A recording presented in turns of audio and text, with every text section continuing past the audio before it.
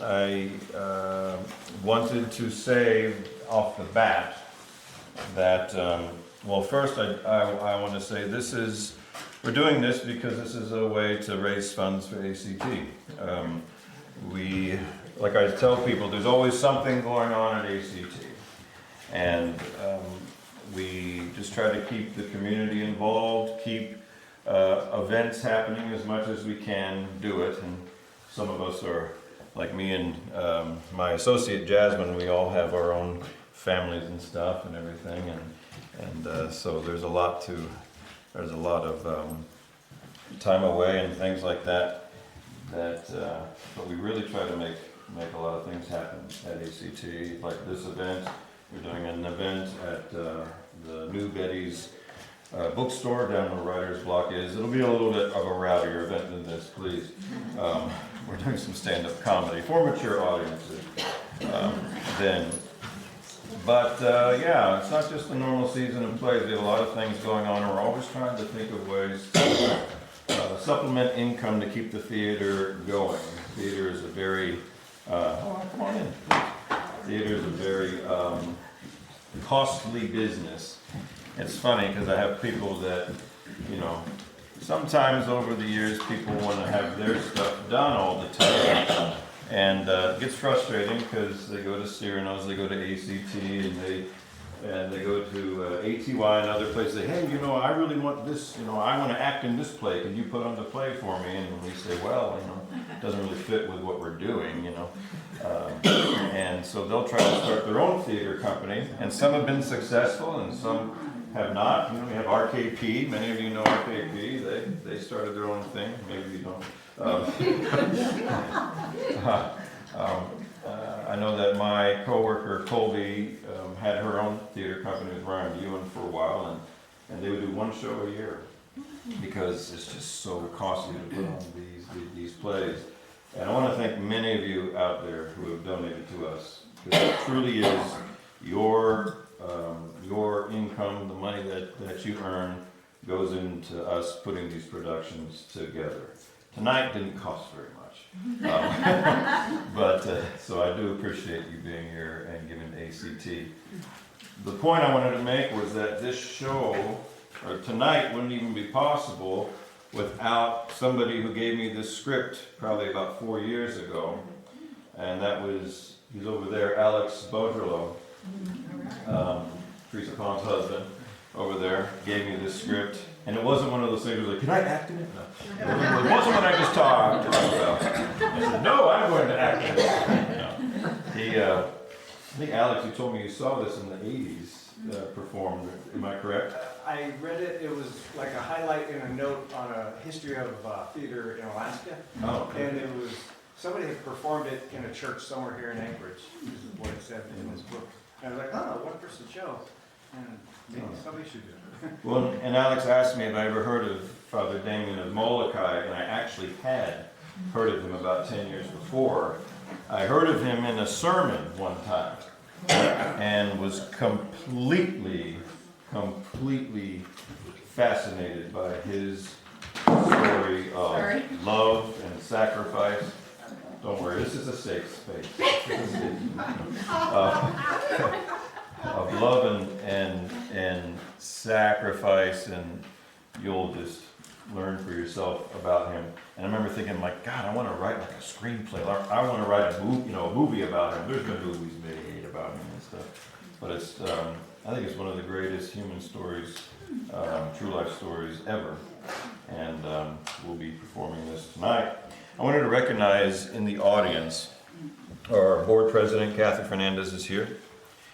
Right there. Some of the folks that have been involved in ACT shows. Well, we do have Lori Jordheim here, who's going to start being announced from now on, because she is going to be one of our comedians this Saturday at Betty's Bookshop at 7 o'clock. That's where the former Writer's Block is. So they're painting it. It's under another name. It's under another business. They're painting it right now because we're doing a show this weekend. And there's like one bookshelf with some books on it, so it's not quite the soft opening, but it'll be kind of a pre-soft opening over there. So Lori will, don't be too offensive. No, I'm kidding. That's my job. No. And then Alex is in the audience. Like I said, Alex and I first met in 2003. We were in One Floor of the Cuckoo's Nest together, which was the first show that ACT did in its rehearsal space, which was transformed into the stage you see today. So you were all in the mental ward that was Cuckoo's Nest. I was McMurphy and he was Billy Bibbit. And it was funny because I'm the one who stutters in real life, and so. Brooke Robertson is here. You will, if you saw Marvel, you saw Brooke play about 5 or 7 characters. I'm glad you're here, Brooke. Also,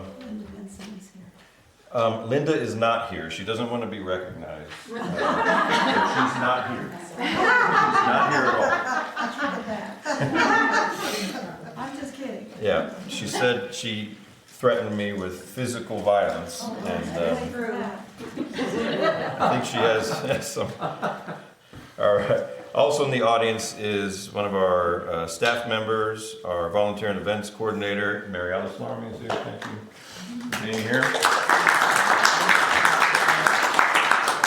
A young man who's really interested in the workings of the backstage of theater, who's helped us with a couple of shows. I would love for him to come help us with a lot more shows next season. Gus Soletto is here with his dad.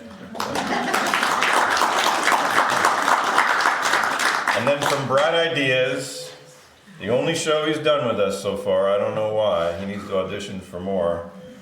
Chris Storrs is here. Christopher, thank you.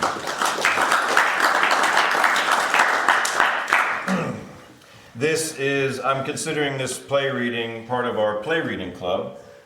We just can't do this at one of our play reading club meetings because so many people want to read the play.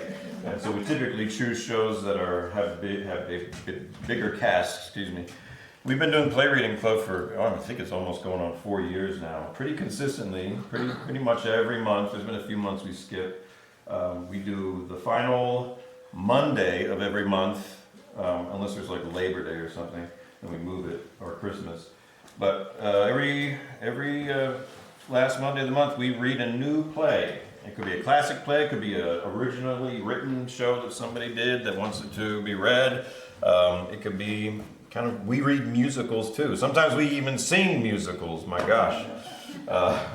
We announced we were doing Into the Woods, and it was a huge thing. Yes? So do you sit around a table and just... We hang around in the lobby, and we hand out scripts. We kill a lot of trees, I'm sorry.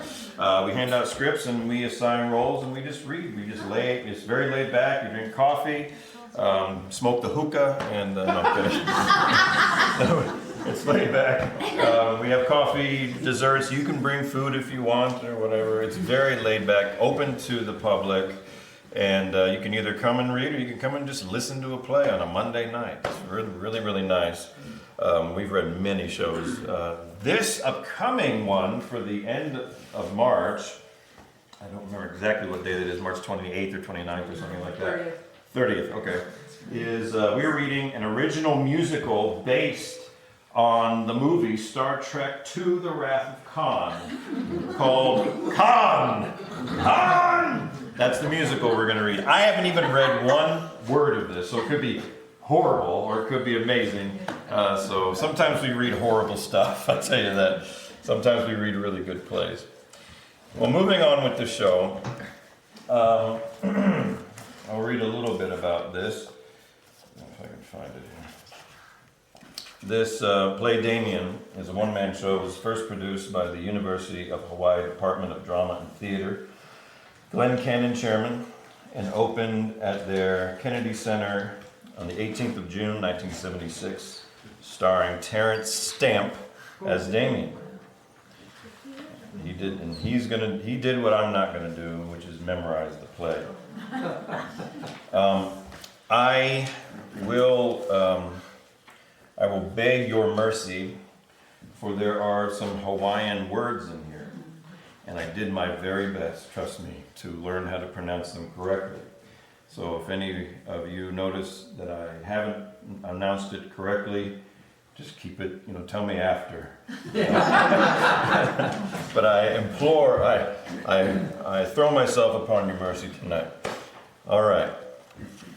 Without further ado, Damien. And there will be an intermission as well.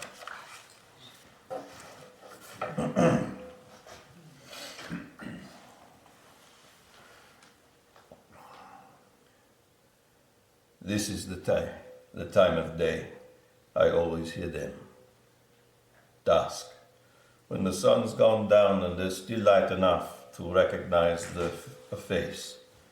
Lepers, 40 or 50 of them at a time, marched between armed guards from Kalilkai down King to Bishop, and down Bishop to the waterfront, where small boats wait to take them to that larger boat anchored farther out, the leper boat. It always leaves at dusk on Monday and travels in the dark to dump its human cargo before the sun comes up. This is the time of day I hear their muffled step, the morning sounds that follow after, the haunting farewell chant, the anguished cries of separation. When the shrill whistle as the leper boat moves off across the water. My feet have always given me problems. Since I came to the island, that is. Oh, not when I was a boy in Belgium. I was as good on my feet as anyone in those days, running about the countryside, helping on the farm, driving the cows home at night, skating on the river Dial. Why, the night before I left home for good, I walked 14 miles to meet my mother at the shrine of Our Lady to say goodbye. 12 years I promised her. I did not keep my promise. Actually, the trouble with my feet started in Puna, my first mission field on the Big Island, where I'd walk miles over still warm lava flows in search of my stray sheep in those ill-fitting boots. They itch and ache and burn my feet. And I couldn't get to sleep at night unless I soaked them. After that, I had trouble till the day I died. The day I died, Monday of Holy Week, 1889, Palm Sunday night, around 11:45, Brother James lights the lantern, wakes up Father Conradi, the priest who's come to take my place here at the leper settlement, and together they go to the church next door. Soon I hear them coming back, Brother James ringing the little altar bell as he walks ahead of Father Conradi in the dark. Up they come to my room. Brother James holds the napkin under my chin. Father Conradi says in his sleepy voice, "The blood, the body and blood of Christ." And I receive my last communion. Then Father Conradi asks if he can have my Cossack, threadbare and full of leprosy. What would he do with it? Better I be buried in it. Next thing I know, my roosters are crowing, and it's getting light. It's hard to breathe. So Brother James helps me sit up, and while he's holding me, I breathe for the last time. As Brother James bends over to close my eyes, the farewell chant begins outside my door and spreads throughout the settlement till every leper knows that Kamiano's spirit has departed. Brother James brings the basin, washes my body, dresses it in my old Cossack, and carries it into the church. He puts it in the plain redwood box, and the rest of the day I lie in state. The choir sings my favorite hymns. The lepers file in to say goodbye. This time I have no ointment for their sores, no little jokes to raise their spirits. By afternoon my sores have crusted over with black scabs. The sickness has consumed me. It has nothing left to feed upon. Toward evening, Father Conradi helps Brother James dress me in my vestments. They light the candles and tiptoe out. I am alone. Everything is quiet, except the pounding of the surf and the everlasting whine of Mr. Clifford's barrel organ. That kind man brought it all the way from London, hoping it would amuse us. It has. Beyond all expectations, the children wind it up and let it go and are eternally surprised when it makes music of itself. After a while it stops, and there is nothing but self. The Requiem Mass next day with Father Conradi at the altar is much the same as those I've celebrated for other lepers. Almost 3,000 of them, comforting the mourners, interceding for the dead, the choir pleading, eternal rest give unto them, O Lord, and let perpetual light shine upon them. May they rest in peace. At last 8 lepers lift the coffin to their shoulders, and blind pateros fife and drum corps lead the procession to the cemetery. You know, sorrow at the leper's passing is tempered with gratitude for his release. So Patero's music is anything but sad. Actually more like picnic music. As we move to the new grave under the hala tree where I spent my first night in the settlement, young boys from the orphanage stand 4 deep around the open grave. The only one suddenly breaks ranks and climbs into the tree, then the first shovelful of dirt. For 16 years I've been the sole keeper of this city of the dead. The cemetery, church, the rectory form one enclosure, and it has been my habit to come here after dark to say my beads. Now I have come to rest.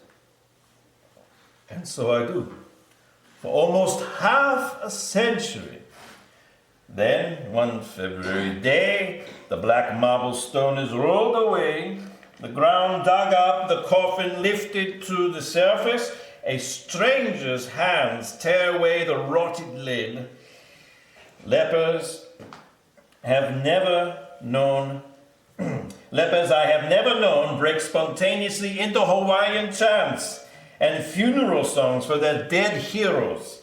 And someone cries, "The body is intact! Praise God!" So it is. My hair has grown a little, and my beard, my skin's a deeper bronze. Perhaps the silver rosary is tarnished.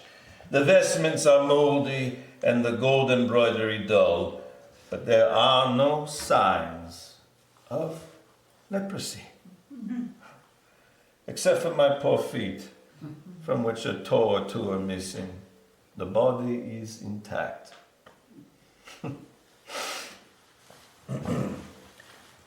It has been my wish and my intention to stay here with my lepers. Together we would await the resurrection. Apparently my wish has been forgotten. My body, still in its decaying coffin, is put into a packing case while the priest explains that Father Damien is leaving Kalawao.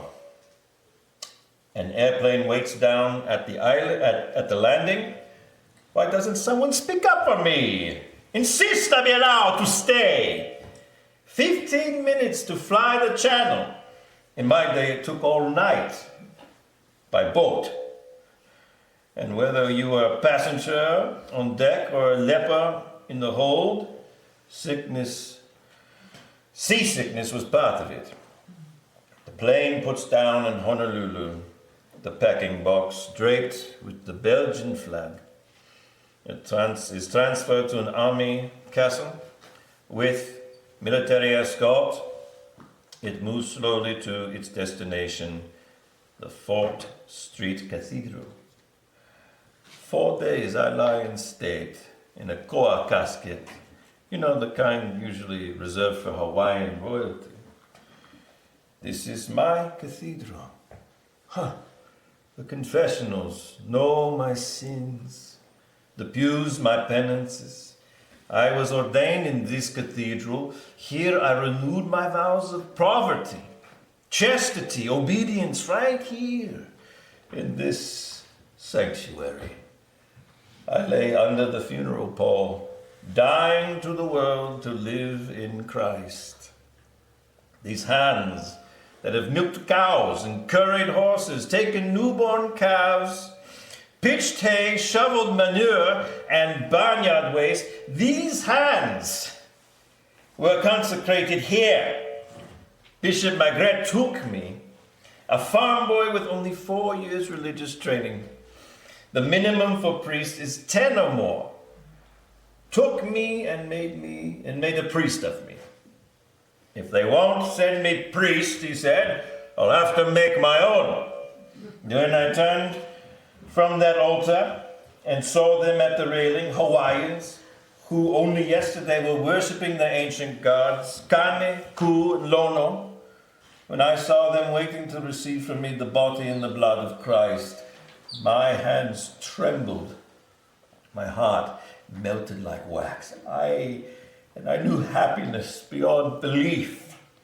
From that moment, I was their servant and their priest. I attended my first island mass in this cathedral. We missionaries come straight here from the boat to give thanksgiving for our safe arrival. Bedazzled by the sunshine, the flowers, the friendly people chattering in English or Hawaiian, neither of which I then spoke or understood, and a grand cathedral like this, where we'd expected none at all. There, in the bishop's office, I had my first interview with His Excellency. I approached in fear and trembling because something that had happened at the boat. You see, we've been 5 months at sea, and here we are, starting down Gangplank in Honolulu. 6 brothers, all in black, and 10 sisters, all in white.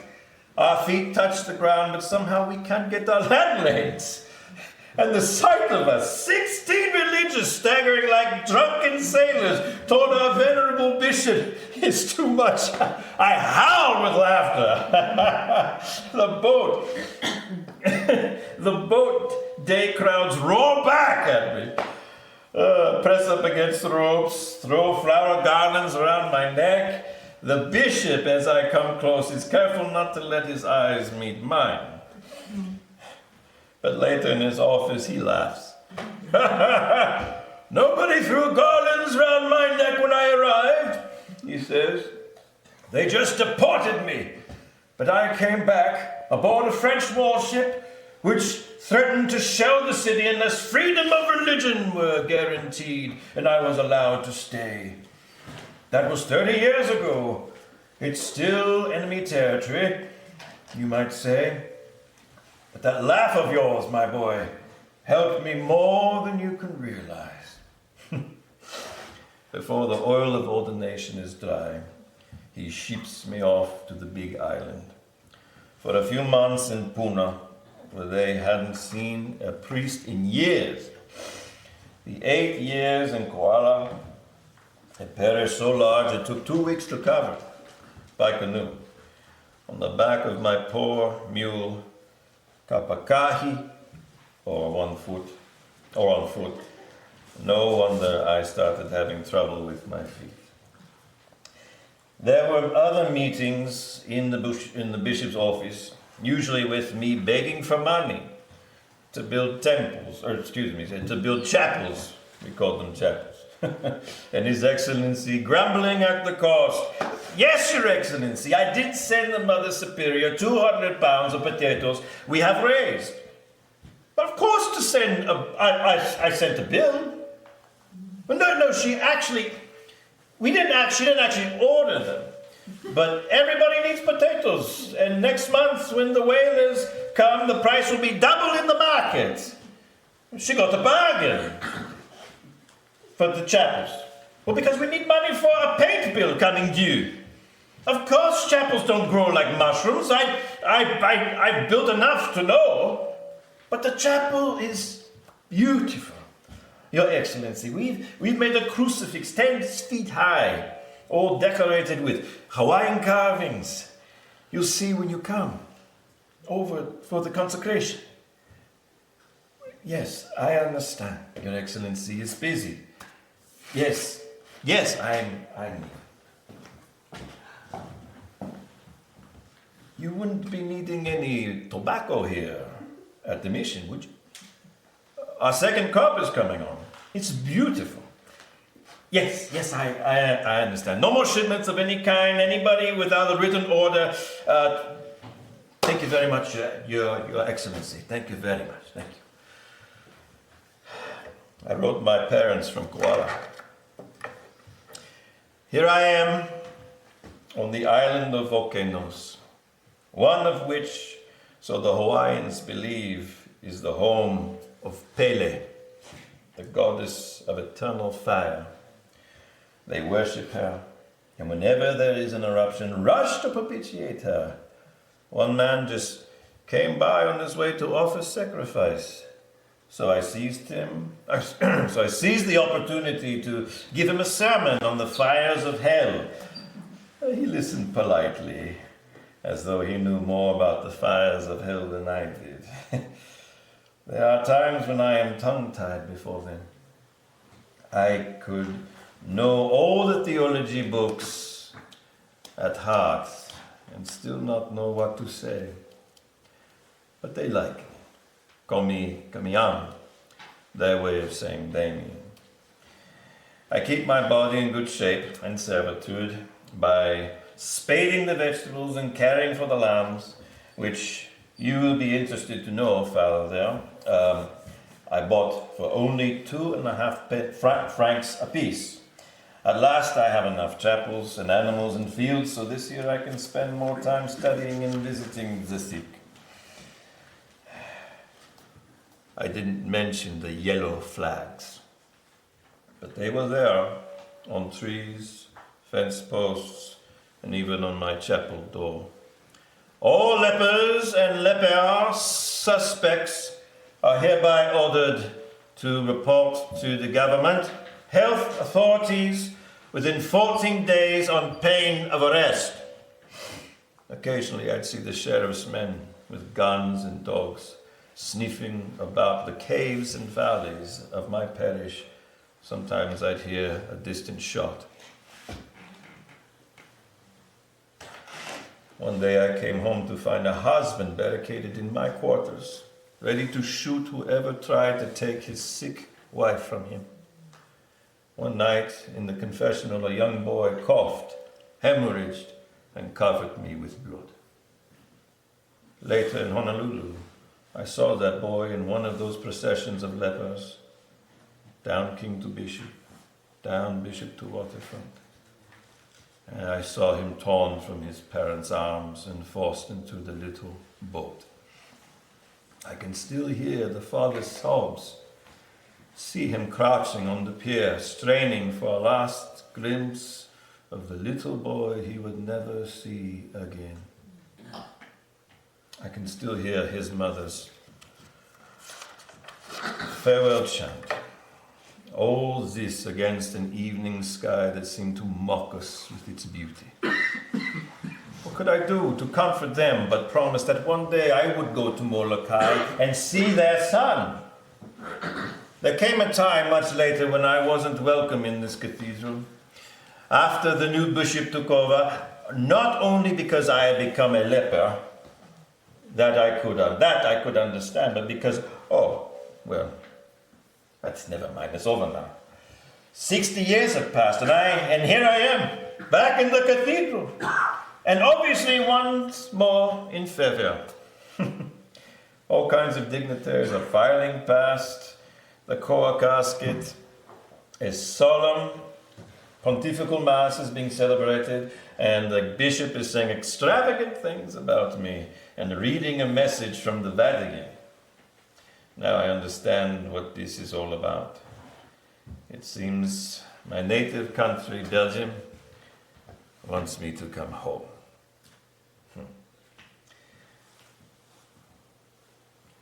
Go. The Mass has ended. The core basket is carried from the cathedral. The army caisson is loaded, and the military procession moves down Bishop Street to King. King down to Bishop, to the pier, where the white ship waits to receive me into her hold. The military band begins its dirge, but I hear the anguished farewell chant. The cries of lepers as small boats ferry them to a vessel farther out, waiting, as my boat waits, to receive them into her hold, to carry them to Molokai. Molokai. Usually it's no trick at all to see her silhouette on the horizon. Today the light's not right. Never mind. In a little while we'll pass quite close enough to see her clearly. First time I saw Molokai, the grey island as the lepers called it, was from the railing of a ship that brought me to the island. St. Patrick's Day, 1684. The R.M. Wood, 5 months out of Bremerhaven, entering Hawaiian waters under full sail. Sweeps past the other islands till it comes close enough to Molokai. That I can see a part of it distinctly. A narrow, sour tongue of land sticks out into the sea. The loneliest, most useless piece of land you can imagine. Barren, rock-strewn and wind-whipped. I still find it unbelievable that I could pass so close without some premonition of what I would become. I still find it unbelievable that I could pass so close without some premonition of what it would become. A place of horror. A dumping ground for lepers. A dumping ground. The saddest spot on earth. Of course, I had no way of knowing that while we were still 2 months at sea, a doctor in Honolulu had declared, I take this opportunity to bring before the public a subject of great importance. I mean, of course, the rapid spread of that new disease called by the natives maipake. It is, ladies and gentlemen, true Oriental leprosy.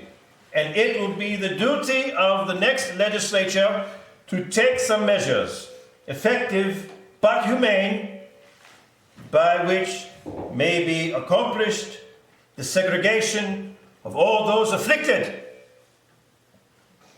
From opposite directions, we, leprosy and I, had come to the Sandwich Islands, contemporaries, you might say, although leprosy was old as time when it arrived, and I was barely 24.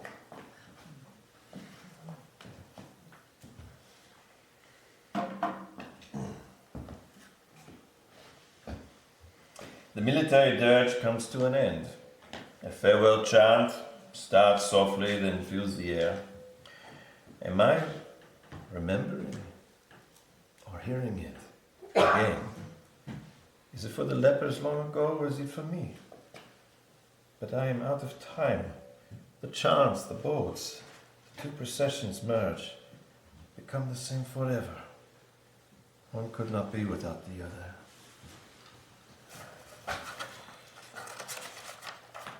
The chant comes to an end. Airplanes! cut the sky to ribbons. The core casket gets aboard. The whistle blows. The white ship, impatient to be off, pulls from her slip and moves out into the channel. Along the shore, off to the left, half hidden in a grove of palm trees, is the government building that housed the agency entrusted with taking measures, effective but humane, towards segregation of the lepers. The Board of Health. In all good faith, they made those yellow flags and nailed them up throughout the kingdom, on trees and posts and sides of buildings, even on the chapel doors of Makoala Mission. In all good faith, I am sure, they brought that sour tongue of land, they bought that sour tongue of land I first saw from the ship. That natural prison, surrounded on three sides by vicious surf, and on the fourth by sheer black cliffs that stopped prevailing winds and made them dump their rain, that shut out the sun at noon, so the land lay half a day in shadow. The place without sunset, the lepers called it. In all good faith, that government body rounded up the lepers at gunpoint if necessary, and shipped them off with a pair of pants or a cotton dress and the promise of daily rations to supplement what it was hoped the lepers themselves would procure. In all good faith, they called an empty wooden building a hospital and promised to staff it and stock it with supplies. Effective.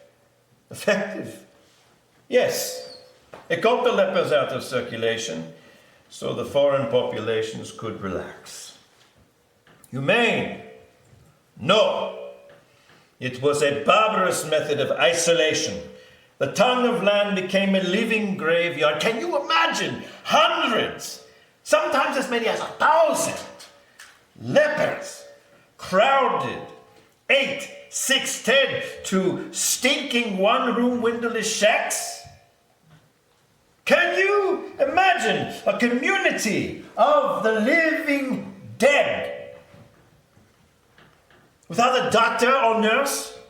No resident police, no law, no work, no comfort, and no hope.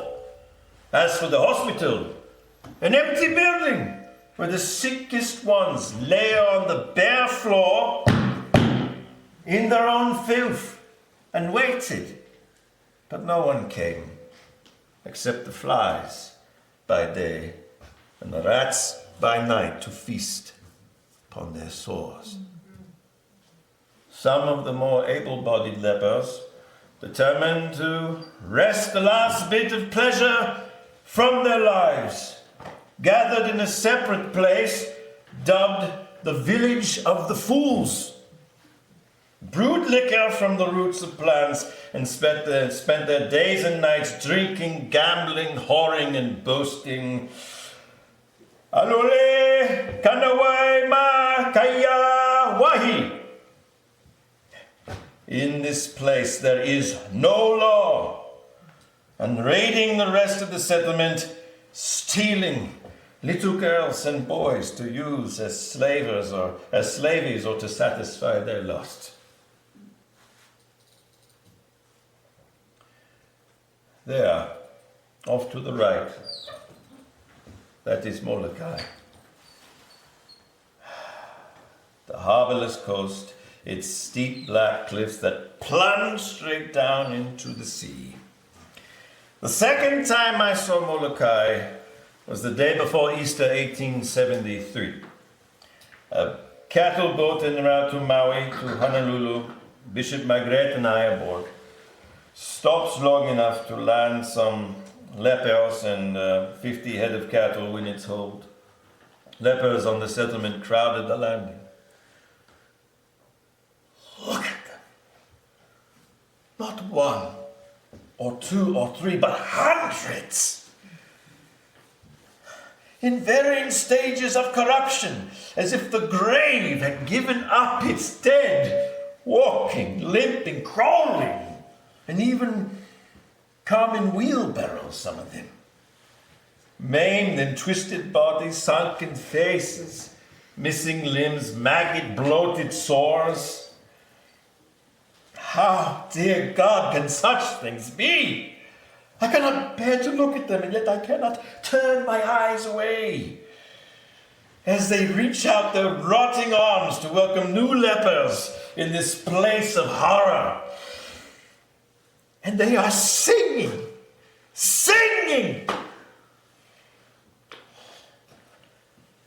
Leprosy and I are face to face at last.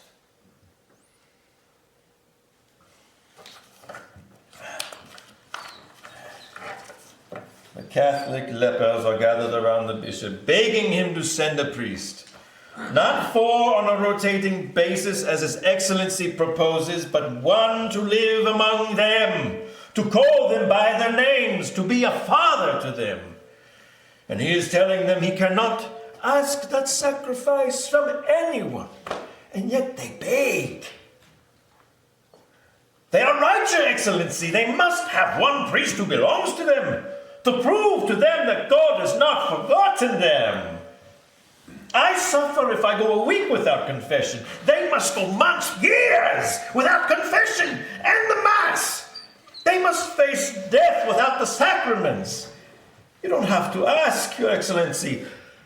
I want to be their priest. I beg to stay. Impetuosity, the bishop says. Unbalanced generosity, overreaction to so much brutal suffering. If I had been right and practical, he'd have sent someone long ago. He would have come himself. Others before me have volunteered. But they have been denied. No one, he says, can put aside all human considerations and live the one clean man among 1,000 lepers. I don't seem to hear what he is saying. I only see the need and know what I must do. You see, a man enters the religious life to answer a call. Later, if he is lucky, he receives a call within a call. He finds that niche that he was meant to fill. This is my niche. This is what I was meant to do. This is why I was born. So, like the stubborn Fleming that I am, I stuck to my guns until His Excellency finally says, God help us both, that if I promise to be prudent, I may stay as long as my devotion dictates. And that's all I ask, to stay as long as my devotion dictates. You have your priest. Do you hear? I am your priest. My name is Camiano. Confessions this afternoon, at night if necessary, and Easter Mass at sunrise. Next morning, while it is still dark, the little church starts filling up with, God forgive me, creatures from a nightmare. Limping, shuffling, coughing, spitting, touching with the fingers they have left the rosaries hung around their neck. They keep on coming till the church is filled up to the railing. They crowd the windowsills, the doorways. They fill the church to overflowing. Not only with their corrupted bodies, not only with the stench, but with the sadness so unbearable. I stand there, dumb. The vomit rises in my throat. I choke it back. They kneel and wait. And finally, in a voice I have never heard before, I say, in nomine Patris et Filii et Spiritus Sancti, Amen. still remember that first Sunday. I remember going from shack to flimsy shack, visiting people too sick to leave their mats, appalled at so much concentrated misery. I remember wondering how a few leaves from the castor oil plant, tied together with tough grass and anchored to a crumbling stone wall, could provide so much shelter as it did. I remember someone showing me the shack where Hua, the kahuna, lived. While we were there, she came outside and pointed to a formation in the clouds, like a calabash mouth downward, and said it meant the king would die and Emma would be queen, and she would let the lepers all go home. And I remembered a young woman in a dirty bathrobe sort of garment, telling me she's cold, then opening up her bathrobe to show me she has nothing underneath. Then there is the man who comes from one of the shacks, carrying a large bundle of dirty rags. He puts the bundle in a wheelbarrow, pushes it to the empty jailhouse, and shakes it till the dirty rags roll out. I see the bundle move. I hear it groan. I watch it pull itself into the doorway and lie face down to die. Later, 2 lepers come, roll the bundle over, tie it to a pole, hands and feet like a luau pig, then take it to the cemetery and bury it in a shallow grave.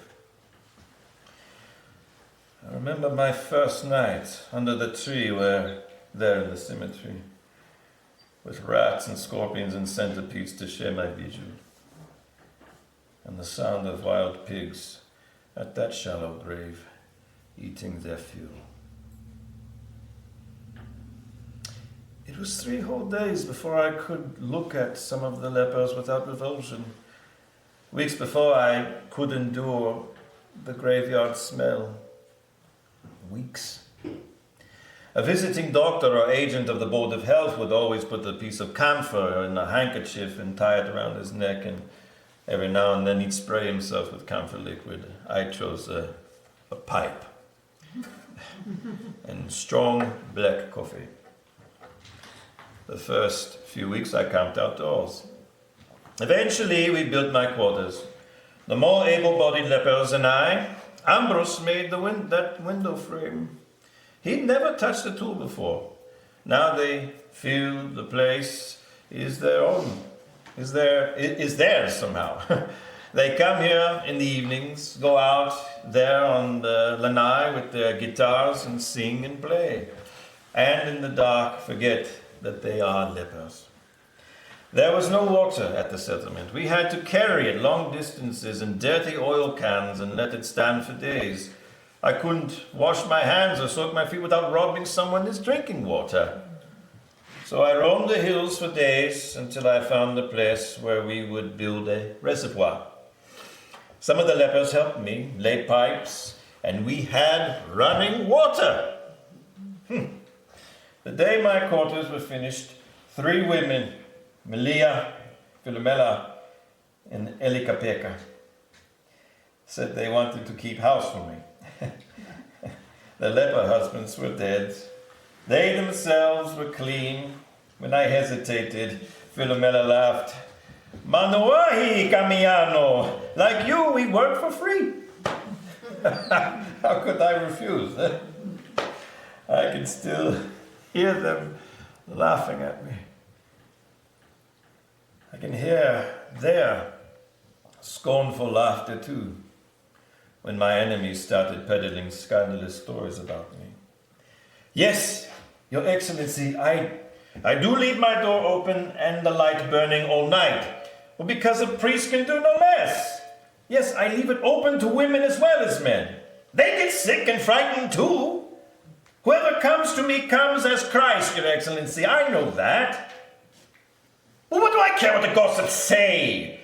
Yes, I rub ointment on their sores with my bare hands. What would Your Excellency have me do? Attend only the men and the boys. Leave the medicine on the gatepost as visiting doctors do. Talk to my lepers through closed windows.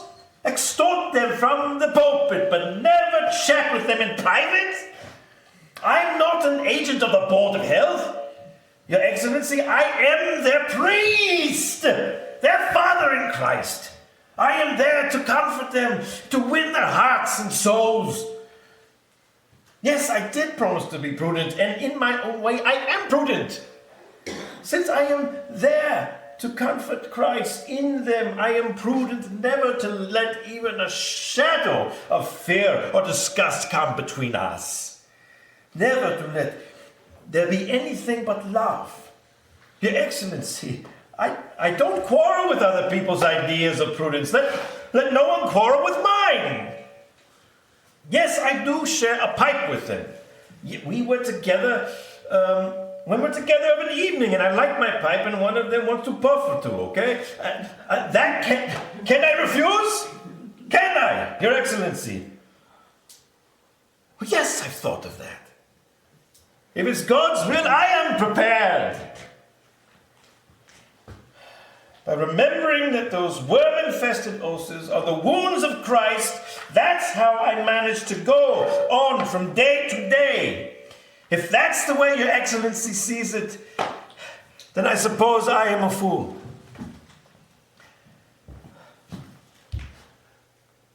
Yes, Your Excellency.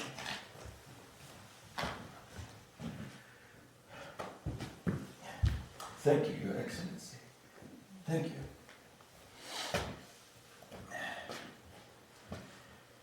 His Excellency said he meant I was a fool for Christ.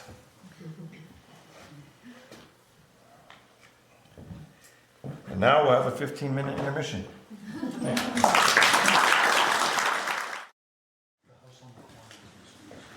Ever since Christ touched him and made him clean, we've had the leper on our conscience.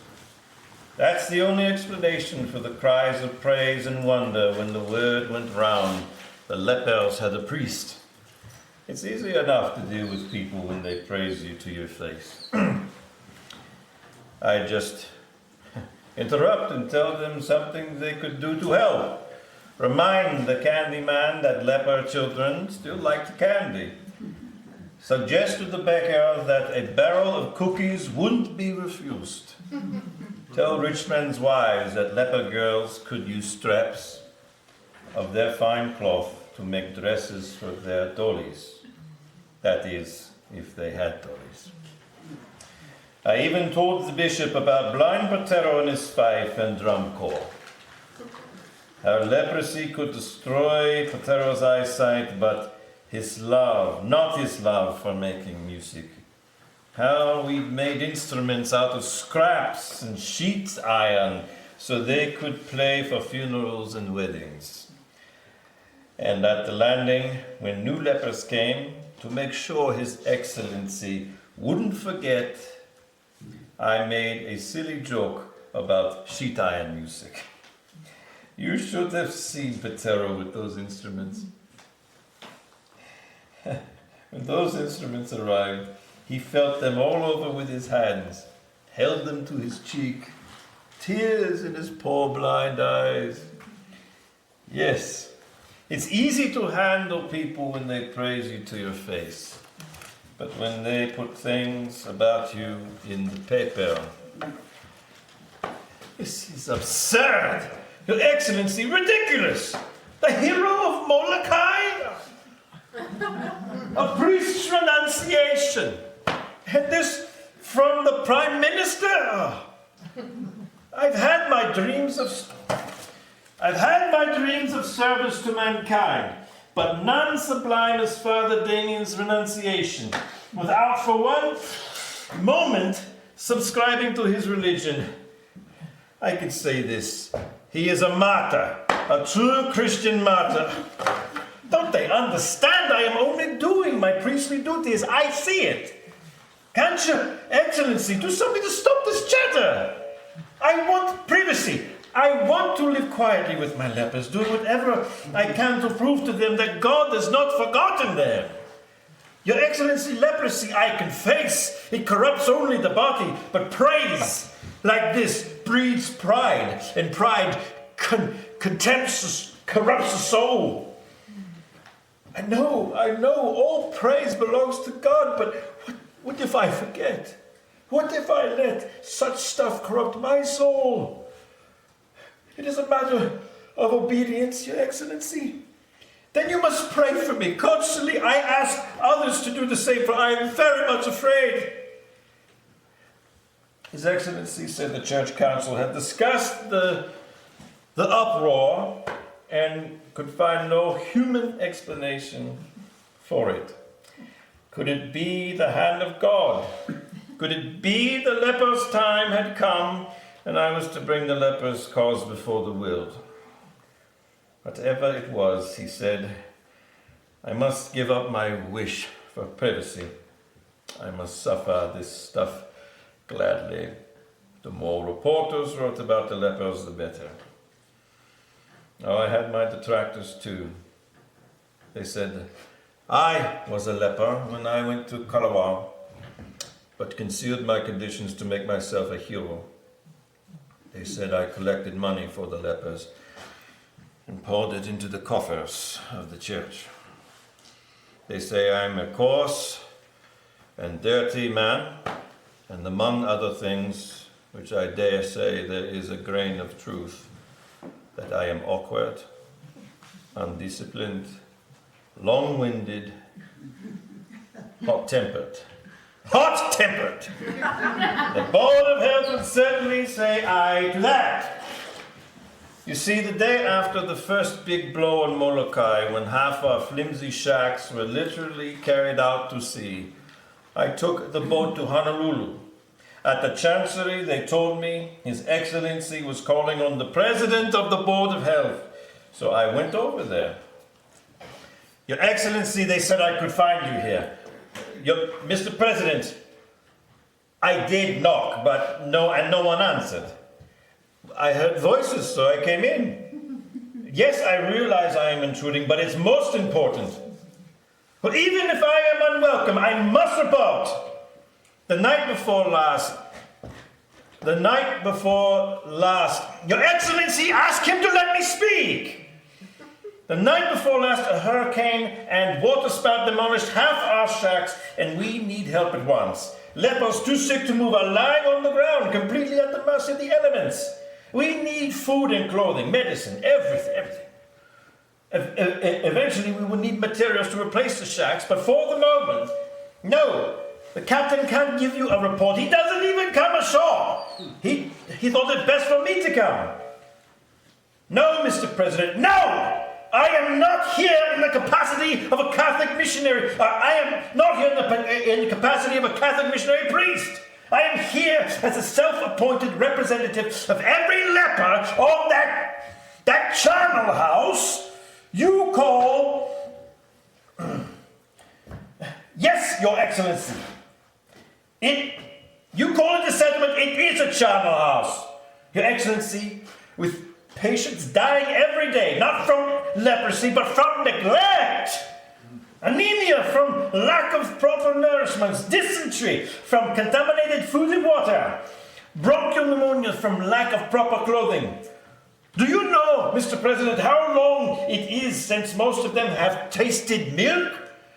I protest such neglect.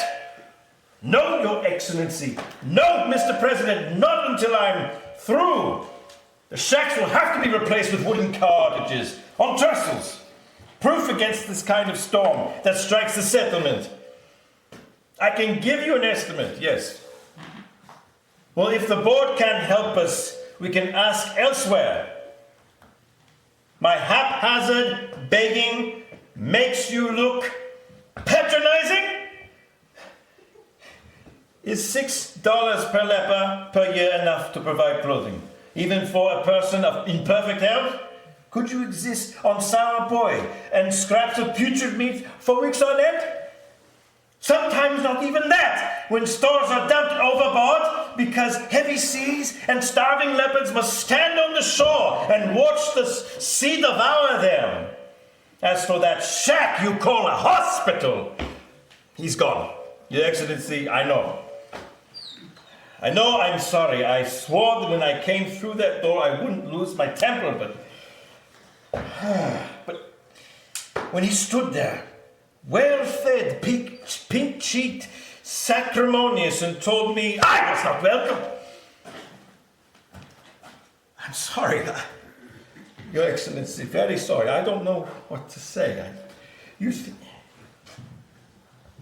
think I said it rather well? You're not angry with me? I know my temper is that's a serious flaw. His Excellency said something which was to comfort me the rest of my life. Though I try never to use it as an excuse, he said that God seems to put such flaws in his most zealous priests to keep them humble. Oh, the gossips had their day too. They said I slept with women. It wasn't true. I kept my vow of chastity. Not that I was ever tempted. Not that I was never tempted. The night of Sammy's wedding, Sammy was the son of a non-leper family living outside the settlement. It was evening, wedding flowers, music, full moon, a luau afterwards. I didn't have a horse at that time. It was too far to walk back to the settlement. So I planned to stay all night with Sammy's parents. We all slept on the floor in one big room. After the father had blown out the candle and everything was still, someone unrolled the sleeping mat alongside mine and reached out a hand to touch me. It was the young daughter of that family. I got up and went outside. The moon was full. It was cool and fragrant, and every instinct in me was alive. I got to the stone wall and turned around.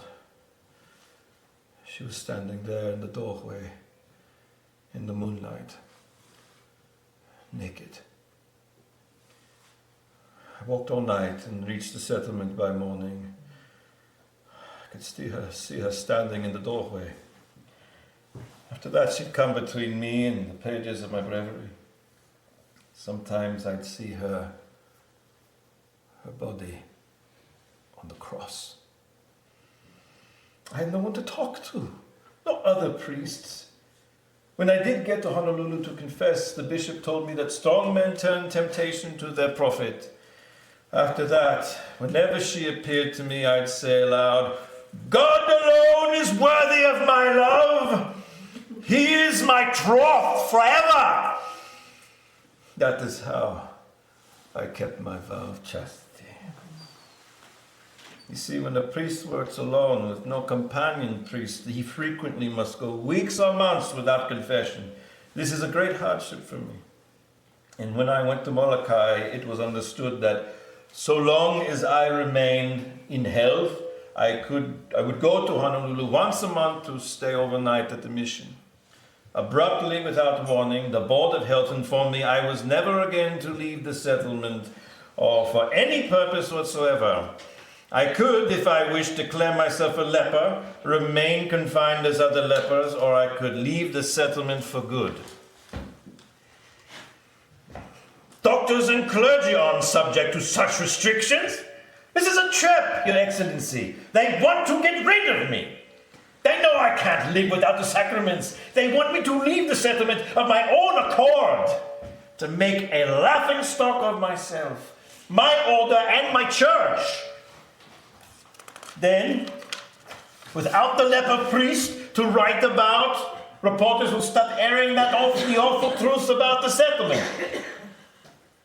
Yes, Excellency, my devotion still dictates that I stay. But there are laws of man and laws of God, and whenever the two conflict, I follow the laws of God. I'm entitled to the sacraments. I will continue to come and go and ask no odds of any man. Let them arrest me! Let them throw me into jail! They do arrest Father Albert. You see, he knows what the sacraments mean to me. So he disguises himself as a ruffian, comes from Maui. Not directly to the settlement, but to the town up there. And in the dead of night, slides down that cliff where even in broad daylight men and animals have fallen to their death. Just so I can make confession. He climbs back up the cliff by morning, but the sheriff's men are waiting for him at the top. A few weeks later, a leper boat arrives from Maui. I learned from the new lepers that my provincial is aboard. When he doesn't come ashore while they are unloading, so as he usually does, I grab a landing craft and paddle out. There he is at the railing. He tells me he's forbidden to come ashore, so I start up the accommodation ladder. The captain shouts, "Stand back by order of the Board of Health." I beg 5 minutes with my provincial. The captain shakes his head. So Father Modeste leans over the railing, makes the sign of the cross, and I, kneeling in the little boat with captain, crew, and passengers looking on, make my confession. Oh, bless me, Father, if I have sinned. Once, since my last confession, I have completely lost my temper 7 times and spoken rudely with anger to men from the Board of Health. I have accused them of murdering my lepers by deliberate and intentional neglect. And I have not apologized because I believe it to be true. At such times I am so consumed with anger, I am unfit to stand before the altar. 3 days ago at the village of fools, I raised my stick against a man. I caught him using little boy Kimmy, using him to satisfy his lust. The man defied me, rushed me, rubbed his leprous stump across my face, and I forgot myself and beat him with my stick until the blood came. I told him if he ever touched a child that way again, I myself would tie a millstone around his neck and throw him into the sea. What else can I do to protect the children? The ship's whistle drowns out my word. But my provincial motions to me, and I go on until my heart is empty. As the ship begins to move away, I see him raise his hand, and I feel the peace of absolution. Eventually, at the suggestion of the French consul, the order is modified as long as I remain in health. I'm free to come and go at will. The years go by. 5, 10, 11, 12, and my relations with the Board of Health go up and down. Sometimes they criticize my work, sometimes they praise it, sometimes they even flatter me, saying I am the strongest moral influence at the settlement. When the resident superintendent dies, they offer me his job. $10,000 a year. At the time, I take their offer at face value.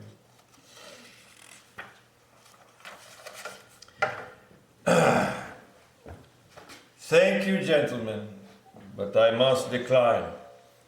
Some priests, as you know, take a vow of poverty, but gentlemen, I don't want to get around it, but I don't want less personal contact with the lepers.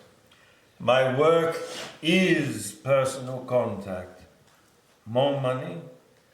Gentlemen, if it were money keeping me here, I wouldn't stay 5 minutes. Its service to the lepers keeps me here.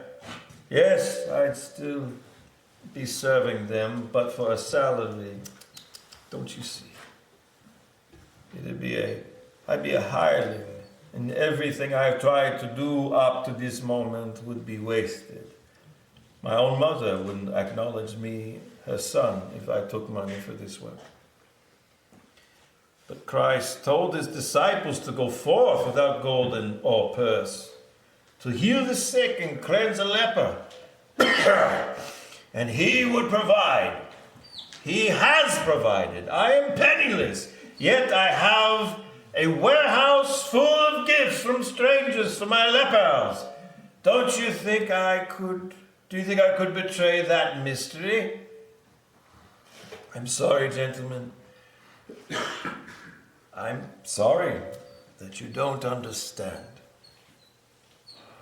As I said, at the time I took their offer at face value, as things turned out, I am more inclined to think, well, let's put it this way. It wasn't my meager talents as administrator that they wanted. It was another way to make me an employee of the Board of Health. Life at the settlement was not all misery. Lepers take a long time dying, and there is some happiness along the way. Can you imagine how Melia feels when I fix her up with sticks for these 2 missing fingers, when she finds she can still play the church organ?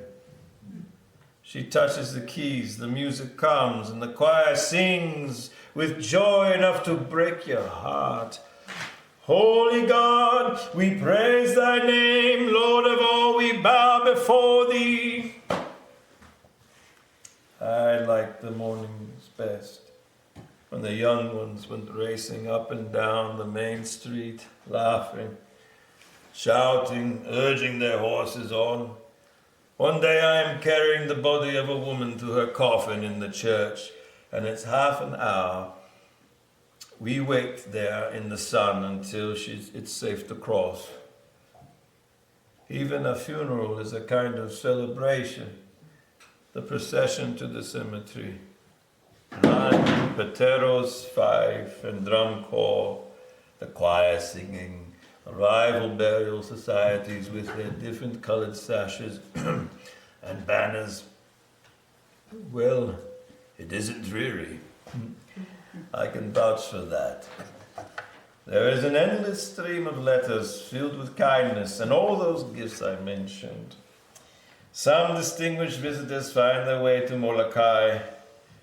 Princess Lily Uokalani, in great distress, promises to do whatever she can for her stricken people.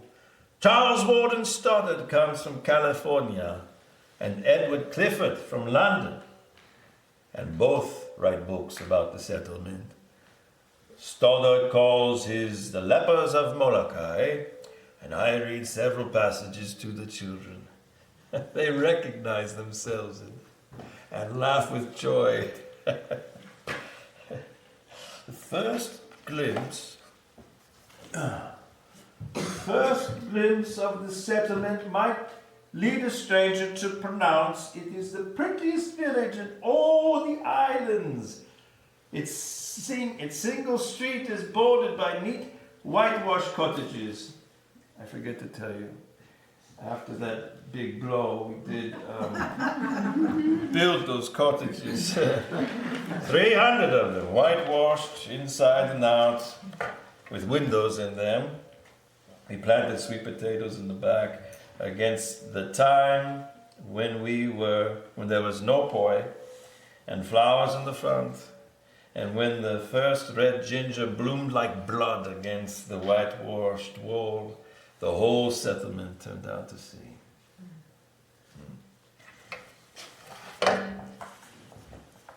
Don't they?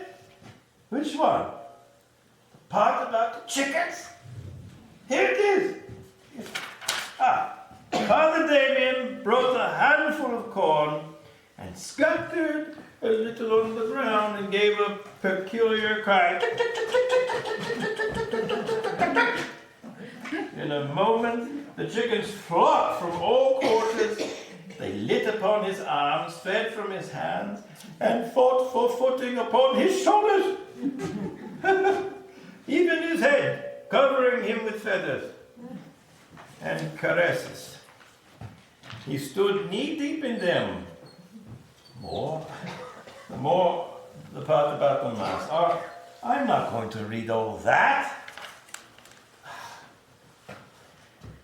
After the Mass, a brief instruction period, when the priest says, "Pow," and everyone leaves. One little boy forgot his cap and ran after him. And I ran after him. That was you, wasn't it, Giola? That's why you wanted me to read that part. Stoddard goes on to say, I find it strange in the hearts. I said it wrong. Stoddard goes on to say, I find it strange the hearts are still comparatively gay. Stoddard is right. Our hearts are comparatively gay because deep down inside we have come to know our lives have meaning. We are a consecrated cry for help. Our voices are being heard. We are a symbol to all lepers. We have escaped from our degrading exile. No board of health can ever again confine us to this sour tongue of land.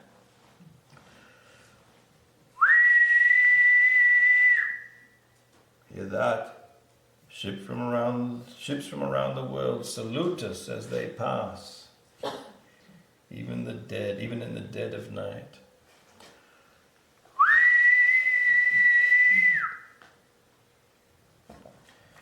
There is always a question in people's minds. Is Damien himself immune to leprosy? The answer comes one evening in December 1884. After 12 years at the settlement, there have been warnings, spots here on my arm, but a little corrosive sublime clears them up. Severe pain in my left leg. But Dr. Trousseau says it's a sciatica, and eventually it goes away. My face has turned a deeper bronze, but then I run around bareheaded all the time. I go up there in the sun and wind to patch the church roof. This particular evening I am writing to my mother on her 83rd birthday. I recall my promise to come home in 12 years. Suddenly a terrible homesickness comes over me. I want so much to hear my mother's voice, to breathe some good, clean Flemish air, to walk in snow and hear the sleigh bells. Put the letter aside, get up, find my breviary, pour the boiling water into the basin, and sit down to soak my feet. The left one first. I find my place, begin to read, then start to put my right foot in. But I have forgotten to pour in the cold. I jerk my right foot out, and then look down at my left. The skin is hanging from the flesh. The blisters are already forming. But there is no pain.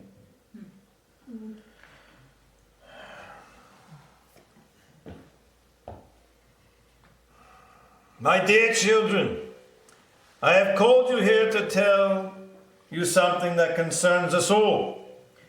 From the day I came to live among you, I have always said, we lepers, because I wanted to be one of you. God has seen fit to grant my wish. Now I can never leave you, for I am a true leper. Receive me, rejoice with me, and remember always, whatever happens, God knows best. If it is any comfort to you, I am not taken by surprise. I think I've always known from that first night under the challah tree Yes, I think I knew it then. Now, we lepers can celebrate the Mass together. Pray that we go on and that we will have time to finish what we have started, particularly the dormitories for the orphans.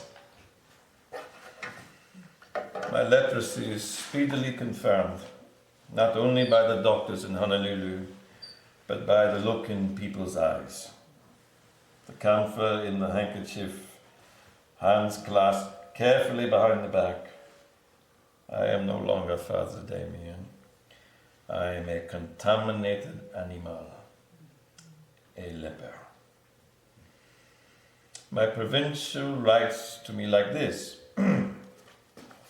If you insist on coming to Honolulu to try the Zanukir, you must go to the receiving station. There you will go to the lepers' chapel, but not say Mass. For neither Father Clement nor I will consent to celebrate Mass with the same vestments you have used, and the sisters will refuse Holy Communion from your hands. He's right, of course, but they did have to spell it out for me. Did they have to spell it out for me? Our attribute dictates that you possess neither delicacy of feeling nor charity toward your neighbor, that you think only of yourself. Your very words reveal your egoism.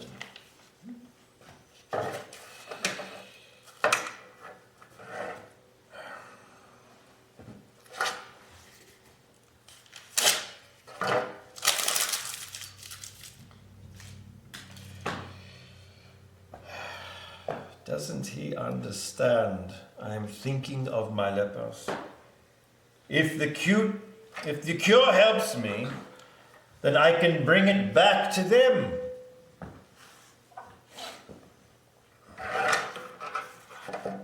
There are no others who are kinder. The captain of the boat, for instance, the one who wouldn't give me 5 minutes alone with my provincial, he invites me to his cabin for a glass of wine.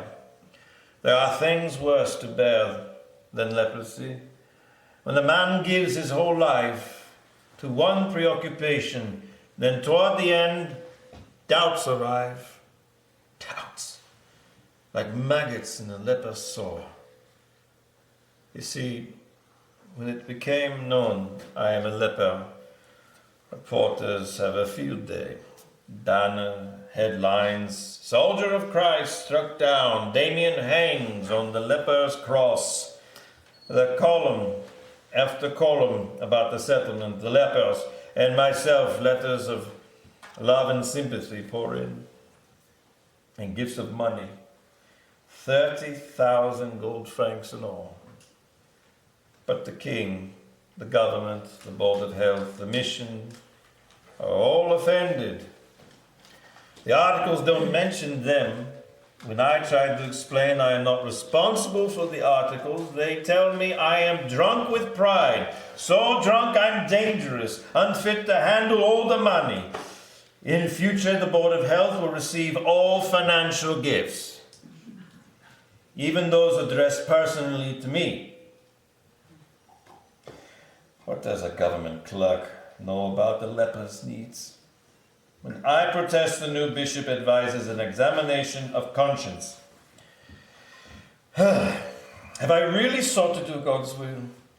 Or were my ceaseless activities, my unbalanced generosity, my caprices of self-will, my stubborn lack of prudence merely following the bent of my own temperaments?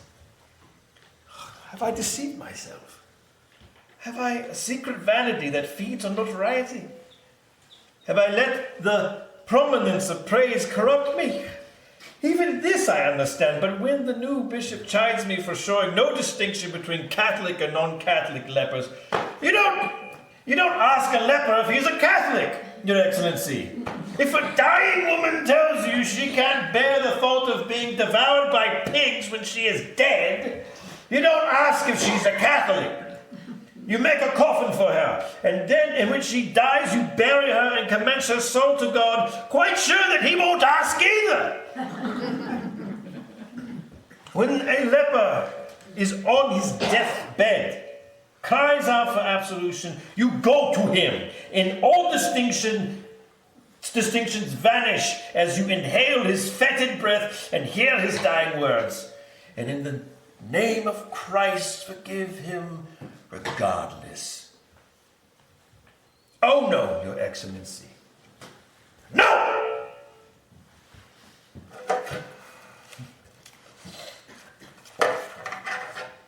I was, His Excellency said, a defiant priest. There are worse things than leprosy. Well, I've talked so much. We're well past Molokai. She's back there in the mist. We're in deep water now. The sea is calm. The ship is ready. But not for long. A violent storm churns up the waves, tossing our vessel like a toy ship from crest to crest. One day we stop while the coal basket is put aboard another ship. The voices of the sailors are familiar. No, not the voices, the language. It is a Belgian ship. The crew are speaking my mother tongue. And at last one morning we drop anchor. The coal basket goes ashore. Trumpets blare, cannons boom. All of Antwerp's bells ring out, and King Leopold himself steps forward to salute. I am on Belgian soil once more. All kinds of ceremonies, including a solemn pontifical mass. Then at last, toward evening, the traditional hearse receives the coffin and, drawn by 6 white horses, moves slowly southward in the direction of Louvain. Somewhere around midnight, we pass my father's farm in the moonlight, looking much as I remember, except for a few more outbuildings, perhaps, a few more noisy dogs, and the house itself looks awkward somehow. And I remember when my father died. Leonce moved his family in with mother and built an upstairs room for me when I came home. Look, there's a light in the parlor where we used to gather after supper. My father to enter figures in his thin black ledger, and my mother to read aloud from a fat black book. Holy Saints and Martyrs. The thin black ledger and the fat black book. I see it now. The battle they were waging. As soon as mother finished reading about the saints and martyrs in her big black book, my father would call me over to show me the figures in his black book and tell me how when I grew up I'd go into the business and be a grain merchant, like himself. That's why he sent me off to school to learn French and mathematics and other things grain merchants need to know. My mother had a lot of stories about me as a child, the things I did. You know how mothers are. The year the barn was painted. Did I dab my hands and feet with red and say I was Saint Francis receiving the stigmata? I don't remember that. I do recall the day my older brother, August, became a priest. Everyone agrees. August was born to be a priest. He's naturally restrained and gentle, but August was everything I wasn't but longed to be. When I saw him kneel and place his slender hands between the bishops, when I heard him take his vows of poverty, chastity, and obedience, In my young and secret heart I took them too. Before I had earned a cent, I took the vow of poverty. Before I knew what passion was, I took the vow of chastity. Before I knew the strength of my own will, I promised to obey. The Christmas I was 20, I told my father, I don't want to be a grain merchant, Father. I want to be a priest. I know you've counted on me. I know you need me in the business. I know eventually it would be mine, but I don't want it, Father. I know you've already given 3 children to the church. I have thought it over. I am sure, Father. No, you can't forbid me. It's my vocation. It's God, not you. God will tell me what to do. I've spoiled the holidays. Christmas and New Year's come and go, and not a word between my father and me. Even on my birthday, there's no breakfast table gift. But he does speak to me. He says he's going to Louvain, into business, and I'm to ride with him. I can visit at the Sacred Heart's house with August until it's time to drive back home. August seems to be expecting me. He introduces me to Father Wenceslas, who also seems to be expecting me. We talk a little, then Father Wenceslas nods and says, yes, he'll take me as a novice. At dusk, my father comes back to shake my hand and then ride home alone. It's getting light.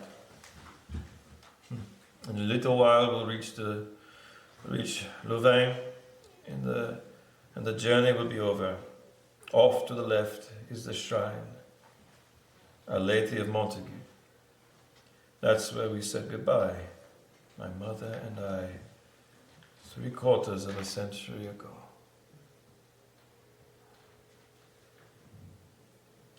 The candles cast their flickering shadows as my mother's wrinkled fingers slip silently along her beads. She prays for my return. Your prayers are answered, Mother. I have come home. That was the American College of Louvain that we just passed. I was refused admission there because these are their words on record. Because of rudeness of manner and appearance and gross ignorance of any language save my own, and a little French, which he subjects to the most exquisite tortures. They were right about the language. As for the rudeness of manner and appearance, I told them then, I tell them now, I come of peasant stock. We peasants aren't given to delicate language and fancy manners.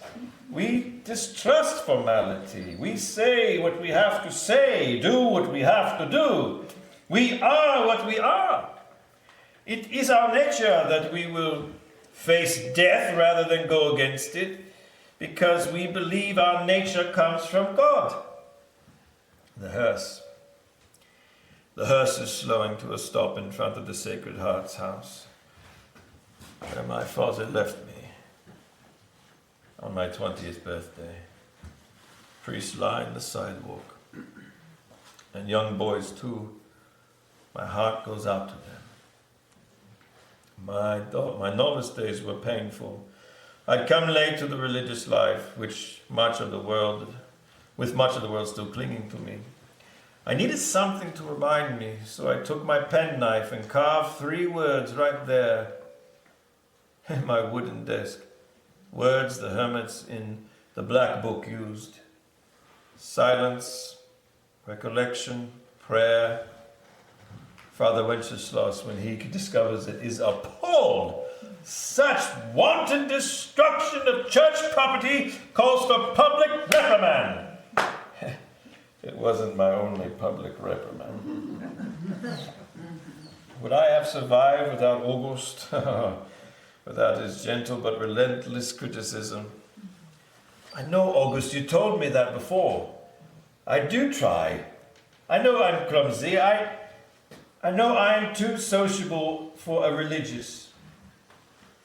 I talk too much, laugh too loud. Yes, I know I am much too eager, too hearty, too explosive. There's just too much of me. But I can't be like you, August. I can't be subtle. I have to say what I think. The words come out in spite of me. That's not true. I do try to control my temper. I do try for a docile heart. I will try to be more restrained. But there's one thing I don't understand. You say I must learn to do everything, even good, in moderation. But Christ said we must give all to him. One day Father Wenceslas tells me very kindly that I must not aspire to the priesthood. The most I can expect, he says, is to become a choir or missionary brother. My heart rebels, and I give him perfect proof that he is right. I fly into a rage. And a few days later, August falls sick, and we can't go to the Sandwich, and can't go to the Sandwich Islands. So I bypassed Father Wenceslas, right to the Father General in Paris, begging him to let me take my brother's place.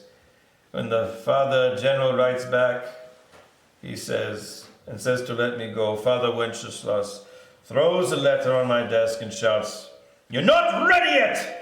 You'll get out there and do some more harm than good."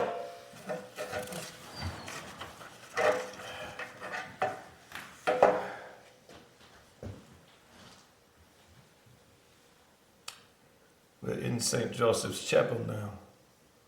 Here I will await the resurrection. It's quiet and peaceful. But I am lonesome for my lepers, with half a world between us.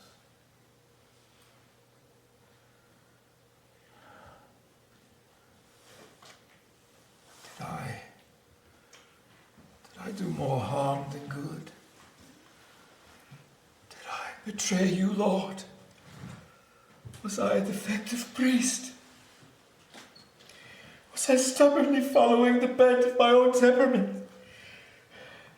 But it was my temperament to seek with a passion that consumed me. Once I felt the wound of love, there was no other way.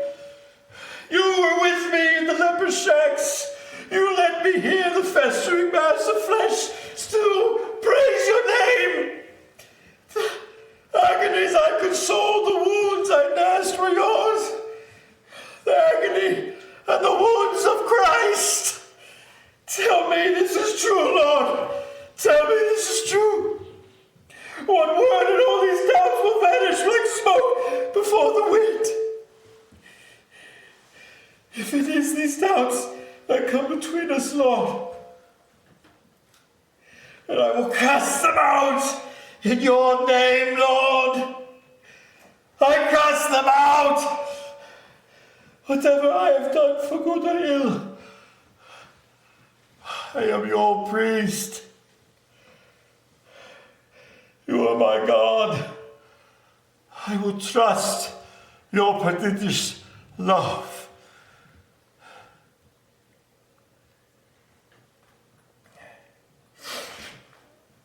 Thank you.